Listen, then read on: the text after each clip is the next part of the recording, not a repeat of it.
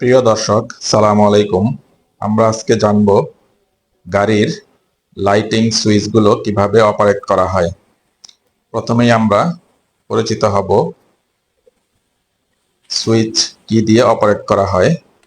আমরা স্টিয়ারিং হুইলের ডান দিকে দেখতে পাচ্ছি একটি কালো রঙের স্টিকের মতো। এটা হচ্ছে স্টিয়ারিং মাউন্টেন সুইচ বা হেডলাইট সুইচ। এটাকে যদি আমরা উপরের দিকে ধাক্কা দেই তাহলে পরে বাম দিকের ইন্ডিকেটর লাইটটা জ্বলবে। আপনারা দেখতে পাচ্ছেন বাম দিকের সবুজ অ্যারোটা জ্বলতেছে নিভতেছে, তার মানে বাম দিকে লাইট জ্বলতেছে নিভতেছে। তারপর নিচের দিকে দিলে ডান দিকের হলুদ লাইটগুলো জ্বলবে এবং নিভবে, তার মানে ডান পাশের ইন্ডিকেটর লাইট জ্বললো। তারপর আমরা যদি যেটাকে হ্যাজার্ড বা ইমার্জেন্সি লাইট আমরা বলি, সেই সুইচটা জ্বালাতে চাই, তাহলে আমরা এখানে এই যে হ্যাজার্ড বা ইমার্জেন্সি লাইটের সুইচটা দেখতে পাচ্ছি ত্রিভুজ আকৃতির একটা চিহ্নর মতো।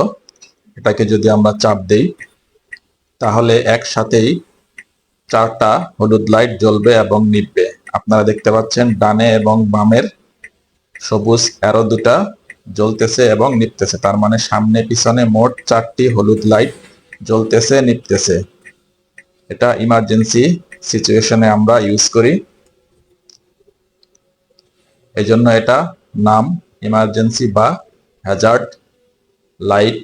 আর তার জন্য ব্যবহৃত সুইচ সেটা হচ্ছে ইমার্জেন্সি বা হ্যাজার্ড সুইচ। আপনারা আবার দেখতে পাচ্ছেন, আমি পুশ করে দেখাচ্ছি হ্যাজার্ড লাইটগুলো কিভাবে জ্বলছে নিচ্ছে।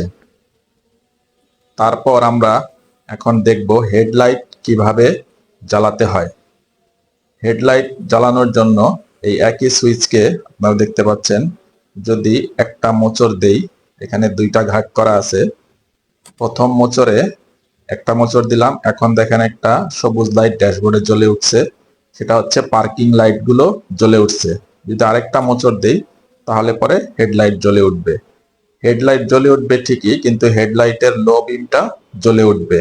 হাই বিমটা দেওয়ার জন্য হেডলাইট সুইচটাকে নিচের দিকে দাবাতে হয়। আর হাই বিম জ্বললে আমরা দেখতে পাচ্ছি আরেকটা ইন্ডিকেটরের মতো সবুজ বাতি জ্বলে উঠছে, এটা হচ্ছে হাই বিমের সিম্বল। তারপরে আমরা অনেকে রাস্তায় দেখি, যেটাকে ডিপার বলি, লাইট জ্বলে এবং নিবে। সেটা করার জন্য আমাদেরকে স্টিকটাকে শুধু নাড়াতে হবে। দেখেন আপনারা, স্টিকটা নাড়ানোর কারণে হাই বিমের বা লো বিমের যে সিম্বলটা সেটা জ্বলতেছে এবং নিভতেছে। এভাবেই আমরা সুইচগুলোকে অপারেট করে আমাদের লাইট গুলো জ্বালাই এবং নিভাই। ধন্যবাদ সবাইকে, আশা করি বুঝতে পারছেন। যদি তারপরও কোনো কিছু বোঝার সমস্যা থাকে আমাকে অবশ্যই SMS করে